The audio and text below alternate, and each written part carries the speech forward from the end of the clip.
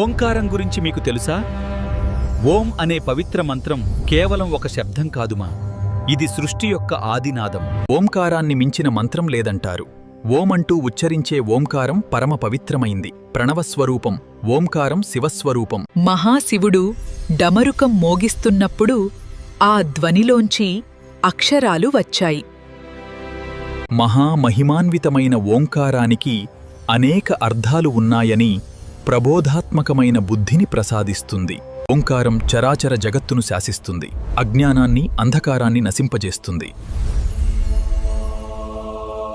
ఓంకారం విద్యను, వివేకాన్ని, జ్ఞానాన్ని, తేజస్సును ఇస్తుంది.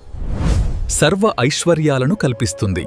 ఓంకారం శుద్ధ అంతఃకరణాన్ని ప్రసాదిస్తుంది. సర్వ వ్యాధులను తొలగిస్తుంది. ఓంకారం సమస్త జగత్తుకు నాయకత్వం వహిస్తుంది. కోరికలకు దూరంగా ఉండి అందరి శ్రేయస్సును కలిగిస్తుంది. రోజూ కొన్ని నిమిషాలు ఓం జపం చేస్తే మీ జీవితంలో పెద్ద మార్పులు కనిపిస్తాయి. వీడియో నచ్చితే లైక్ చేయండి,